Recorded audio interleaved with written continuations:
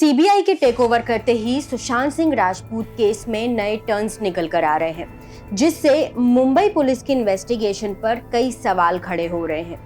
क्या है वो बातें जिससे सीबीआई इन्वेस्टिगेट कर रही है और कैसे सीबीआई का इन्वेस्टिगेशन मुंबई पुलिस के इन्वेस्टिगेशन से बिल्कुल अलग है, ये सारी बातें आपको इस वीडियो में बताएंगे। सुशांत की मौत के वक्त ये थ्योरी निकाली जा रही थी कि सुशांत डिप्रेशन में है, वो इंडस्ट्री में नेपोटिज्म का शिकार हो गए हैं और उनके हाथ से कई बड़ी फिल्में निकल गई हैं।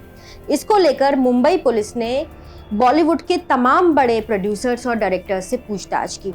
उन्होंने यशराज फिल्म्स के आदित्य चोपड़ा को पूछताछ के लिए बुलाया। बात ये निकल कर आई कि सुशांत यशराज फिल्म्स के साथ एक कॉन्ट्रैक्ट में थे, जिसके कारण उनके हाथ से कई और प्रोजेक्ट्स निकल गए जो शायद उनके करियर के लिए बड़े माइलस्टोन साबित हो सकते थे। इसके अलावा यशराज फिल्म्स की एक और फिल्म पानी, जिसे शेखर कपूर डायरेक्ट कर रहे थे, वो भी बंद हो गई, जिसकी सुशांत पिछले 1 साल से तैयारी भी कर रहे थे। इसको लेकर कई और डायरेक्टर्स के नाम आए। करण जौहर का नाम आया कि उनकी फिल्म जिसमें सुशांत थे ड्राइव, वो नेटफ्लिक्स पर रिलीज कर दी गई, ये एक साजिश थी। महेश भट्ट से पूछताछ की, कहा यह गया कि सड़क 2 में उन्हें कास्ट करने की बात की गई थी, लेकिन महेश भट्ट ने इन सारी बातों से इनकार कर दिया। उन्होंने कह दिया कि सड़क 2 में कास्ट करने के लिए सुशांत की कभी बात ही नहीं हुई थी। लेकिन इन सभी बातों को लेकर कोई एक ऐसी वजह सामने नहीं आ पाई जो कि सुशांत की मौत के पीछे का ठोस कारण बन सके। इस बीच रिया का जिक्र आया। बात ये हुई कि उनकी गर्लफ्रेंड के साथ उनके रिश्ते अच्छे नहीं थे और कहीं ना कहीं रिया भी सवालों के घेरे में आ गई। लेकिन अब एक बात निकल कर आ रही है जो इन पिछली बातों से बिल्कुल अलग है। सबसे पहले तो ये कि सुशांत की सुसाइड की थ्योरी, जिसे अब तक कहा जा रहा था, उस पे अब सवालिया निशान खड़े हुए। कहा यह जाने लगा कि सुशांत की आत्महत्या नहीं हुई है, बल्कि सुशांत का मर्डर किया गया है। इसको लेकर कई बातें भी निकल कर आई, कई सवाल भी खड़े हुए। इसके अलावा एक और बात निकल कर आई है जिसका जिक्र सोशल मीडिया से लेकर तमाम लोग कर रहे हैं। वो ये कि सुशांत की मौत के ठीक 1 दिन पहले, यानी कि 13 जून को सुशांत की इंडस्ट्री के बड़े डायरेक्टर और प्रोड्यूसर से व्हाट्सएप कॉल पर लंबी बात हुई।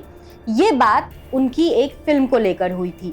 बात ये भी निकल कर आई है कि इस पूरी कॉन्वर्सेशन के दौरान सुशांत कहीं भी डिप्रेस नहीं लग रहे थे।